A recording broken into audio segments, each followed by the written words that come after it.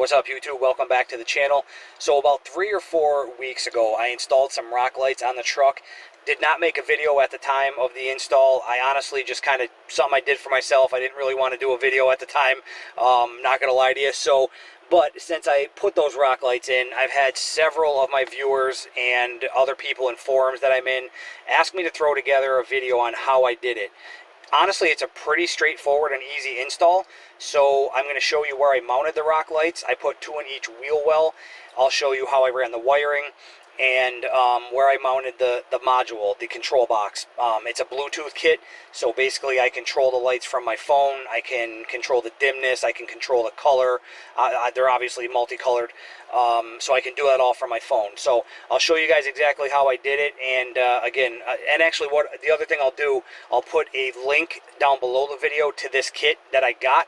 I think I only paid like 75 bucks for the 8 rock light pods, and then I also had to get some extensions, which I got a 5-pack. I'll put a link down below to them as well off of Amazon, and I think they were like 25 bucks. So for basically 100 bucks, I got 8 rock lights, and as you'll see, I'll put a couple pictures on the screen here. You know, they're super bright. I'm more than happy with them. The connectivity with the Bluetooth is phenomenal. I have literally not dropped it one time. Every time I connect, it's worked for me, and I could actually even connect from inside my house with my truck out here in the driveway or in the garage. That's how good and how far of a distance the connectivity gives you. So definitely no complaints here with this kit, and for 100 bucks you can't go wrong. So I'm going to stop rambling on. I'll start by showing you where exactly I mounted the pods, and then I'll show you how I ran the wiring and where I put the box. Okay, what you're looking at is my passenger side rear wheel well. So as you can see, I have 2 rock lights in each well, right there and here. Now in the rear, what I did was to stick them to the fender liner, which I'll show you how to get those out of the way as well. But in order to stick these rock lights to the fender liner, I actually used Gorilla double-sided tape, but it's like the heavy-duty stuff. It really holds. These rock lights aren't going anywhere. I mean, they're stuck on there like glue. I probably would have to pry them off. You can't even pull them off. So let me get you a close-up look. When you get the kit, if you decide to get the kit that I got off of Amazon, it's going to come with the 8 different rock lights, but then it's also going to come with 8 different rubber pads that the rock lights sit in. Now the rubber pads have a hole in the middle for you to feed the wiring through. So what I did in the rear was, on the rear of the vehicle, passenger and driver side, what I did was I used some of the heavy-duty double-sided tape from Gorilla Tape, put a little bit on the back of the rock light itself to stick it to this rubber pad. Of course, I cleaned everything really well with alcohol before I did this. And then I took the double backing tape as well and put it on the back of this rubber pad to stick it to the fender liner. And again, I made sure it was clean as can be with alcohol wipes, so just so it sticks really well. And then of course, I drilled the hole to feed the wiring up underneath up behind the fender liner. So that's what I did in the rear. The reason I did that in the rear, I'll show you the front as well, because the front I actually used the hardware that comes with the rock lights. The reason I used the double backing tape on the rear wheel wells is where I wanted to put these lights. As you can see, I kind of have them so they're facing down at an angle at the tires. That's just the way I like the light pattern. That's all personal preference. There really is no right or wrong. But if you decide to mount them in a similar location to me, the problem I ran into when I tried to do the rears, the body of the truck, when you go to drill the hole up through for the screws, you're actually going to hit the body of the truck, and there's not enough room for the screws to go up behind there and get a nut on there. So that's why I had to use the double backing tape in the rear. But again, as you can see, super strong. I mean, I couldn't pull them off if I wanted to. I'd have to pry them off. No issues with sticking whatsoever. So let me show you the front on the passenger side, and I'll show you the hardware that I'm talking about that actually comes with the kit. So here we are, front passenger. Let me see the glare. I want to make sure the glare is not giving you a bad image, but as you can see, rock light there, rock light here, right there. And again, I have them angled at the tire. Again, personal preference. That's no right or wrong there. You just want to make sure you're happy with the way the light pattern is coming out. So as you can see, I did use the mounting hardware in the front. So in order to do that, again, you just have the rock lights, the rubber pad that the rock light sits in. instead of just drilling one hole to feed the wiring through, you're going to line it up and drill 3 holes, one for the wire and then 2 for the screws, and then they give you supplied nuts that you'll just tighten on the back of those screws. So let me show you, again, there is no right or wrong on that. However you want to mount them is perfectly fine. Let me show you how to remove the fender liner, and the only reason I'm saying that is these clips can be a little tough to get off. If you're not familiar with them, they don't just pop out like most clips do. You'll probably break them, a lot of them, if you try just popping them out. There's a little trick to getting them out of there if you're not familiar with them. It is pretty easy once you see how to do it.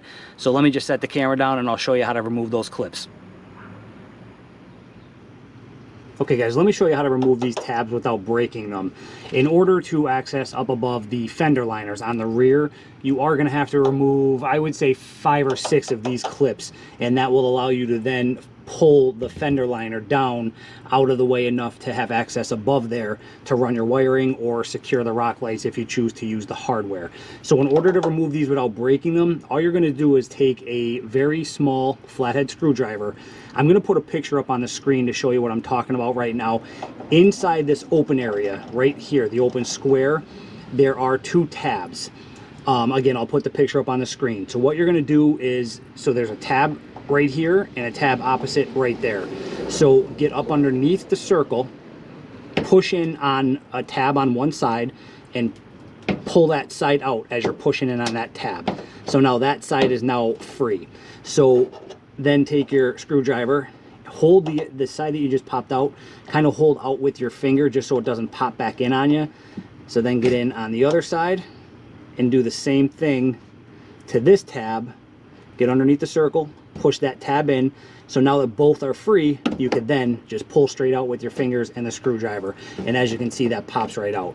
So that's just a very easy and fast way to remove these clips without breaking them. If you take a one of those pry tools and just get up underneath that circle and try to force it out, chances are you're going to break it. So again, that's just a fast, easy way to get those out of there and allow yourself to pull the fender liner down. So once you have that done, you can secure the rock lights again however you want to have them secured, whether it's the hardware or the double backing tape like I did. The wiring, let me show you how I ran the wiring from the rear of the vehicle up to underneath the hood. And then I'll show you where I have the control box mounted and we'll go from there. All right, let's start in the rear. I'll show you how I ran the wiring from the rear wheel wells up to the front. So once you have the fender liner removed, the rock lights mounted, however you want to do it, whether it's the tape or the hardware, the space up above the liner, between the liner and the bed of the truck, that's where the wiring is obviously going to be. All you're going to do is take that light and that light, the wiring from each one, just run it down this way, and behind, you're looking at the driver's side obviously in the back, so behind here and basically behind this panel right here, there's a big empty space behind here where the wiring is going to pop out. So it'll end up actually hanging down behind this piece of the truck right here. So all you're going to do is then you're just going to run it along. Let me see if I can get, you're going to see my LED lights there, but basically you can run the wiring right along the frame. There's actually existing wiring there already that you can just zip tie to. So you're just going to run it all the way up. And when you get to the front of the truck, there's an area right there. You can pop the wiring through there from underneath the truck, and that's the same on the driver and passenger side. That little gap is the same on both sides. So I put my wire fish here so you can see, I don't know if this is going to help you or not, but you can see how the wire fish will go from underneath the truck through that gap right there. And then from there, you're just running the wires up into the engine bay. So having a wire fish, something like this, or a long straightened out hanger, whatever you want to use, definitely comes in handy to help you run this wiring. But that's the path I took. So once you go up behind this piece here, you're going to pop it out and it's going to come up right up in there. And again, you just want to zip tie to existing wiring whenever possible. That way you know it's safe, it's away from anything moving or away from anything that gets super hot. So always zip tie to existing wiring when you can. So that's how I did the rear on the driver's side. The passenger side is the same thing. I'm not going to show you in the back. You're just going to take it, you know, behind the fender liner, like I showed you. Again, just run it all the way underneath the truck, right to the frame. There's existing wiring that you can zip tie to up above the frame. You're going to pop it out. On the passenger side, that's what it looks like. You see that gray tube there that I have the 2 black wires zip tied to. Again, run it up behind that piece there, and it's going to pop out right down in there somewhere. So having a wire fish definitely comes in handy to feed it through all these tight spots. So that's how you get the 4 rear lights, I should say, into the engine bay. So the front, let me show you what I did with those 4. Okay, you're looking at the driver's side in the front. So because of the way the truck is in the front, the fender liner only goes over to right here. You can't take the wiring from the rock lights in the front and just run it into the engine bay like straight over. What you have to do is take the wiring from both lights. What I did anyway is, I'm sure there's other ways to do it, but this is the way that was easiest for me. Take the wiring from both lights, bring it into the front behind this fender liner, and again, to get access to all this, all you're going to do is the pop clips that I showed you, and on the front there are a couple 10mm bolts that you're going to have to remove. So run the wiring down behind the fender liner right here, and then again, using your wire fish, there's an area up behind here where you can pop the wires straight out through, and I'll show you where they come out. They actually come out right down in here behind the headlights. So then obviously you're into the engine bay. Again, you just want to zip tie to existing wiring or make sure it's safe and out of the way. Same thing on the passenger side. I'll show you. When you run the wiring from both lights, you're going to run it all the way up, and then again up here behind the fender liner, there's an area where you can feed them right through, and it's going to pop out down in this corner here behind the headlight. All right, so let me show you where I mounted the module. What I did was I mounted it right back. Let me see if I can get you a good look. Right here. So it's an area that's just out of the way. It's next to nothing moving. You know, it's just a nice secure area. I did use the Gorilla double-sided tape again, and I just lined the entire rear of that module. It's not heavy whatsoever. So again, you know, it's on there. You can't budge it. It's not going anywhere. So that's where I put the module. I just ran all the wiring. There's a million different ways you can probably do this. I'm not going to show you where I have all my wiring zip tied. Just find nice secure spots to zip tie your wiring. Again, most important things are make sure that it's away from moving pieces of the truck and or anything that gets extremely hot. So you can see, just real quick, I'll show you. I ran a couple of the wires back here behind the engine cover to these. I zip tie them to these hoses, whatever works for you. So just run all 8 wiring, all 8 wires from the pods over, connected to the module here, and that the 2 ends just screw together, and then again just zip tie all the extra wiring.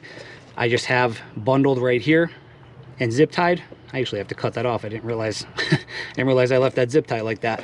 So then I just have it tucked right there. Again, nice safe place, out of the way. Don't have to worry about it getting caught up in anything. So that's how I ran the module. You will need extensions if you do run it, you know, similar to the way I ran it. Again, I got that 5-pack. I'll leave the link down below. I think I ended up using 4 out of the 5 extensions. The 4 rear pods I needed them for. So, all right, so that's how I did it. So let me, oh, I'm sorry. And then from the module, the only other thing you have to do is the power wire. There's a positive and negative, of course, just coming off of this side of the module. I just ran that along the frame, took it all the way up here. Here's some of the wiring. Some of this is coming from the pods from the other side, and then the red and black wiring. I ran it underneath this piece here. I did remove the grill in order to do this, just to give myself more room to work. Popped it out right here, and then directly to the battery. All right, so that's how I ran the wiring. All right, guys, so once you're connected to power, to the battery, you're all done. Download the app if you chose to go with the kit that I have here on the truck. Download the app to your phone. It's free. Connect to the module, which is super easy to do. And that's all there is to it. You can control all 8 pods from your phone. So a lot of options on that app as well, as far as customizing. You know, you can set them up to follow music, beats, and stuff like that. So for $100, I really feel you can't go wrong with this kit. So, all right, so I understand that this would have been much more effective if I showed you guys while I was actually doing the install. At the time, I just didn't want to make the video of doing these rock lights. I got to be honest, it's a pretty straightforward and easy install, so I didn't really, it wasn't something I actually just wanted to make a video of. But I've had so many people ask me to do it, I figured I'd throw it together. Hopefully this is better than nothing, and answered some of the questions that I've gotten over the kit. So about the kit, I should say. So as always, appreciate you guys watching. If you do have any other questions, comments, concerns, leave them down below and I'll get them answered for you. I do try to get to everybody who comments on my videos. So all right, appreciate each and every one of you. Thanks again, and we'll see you next time. Take care.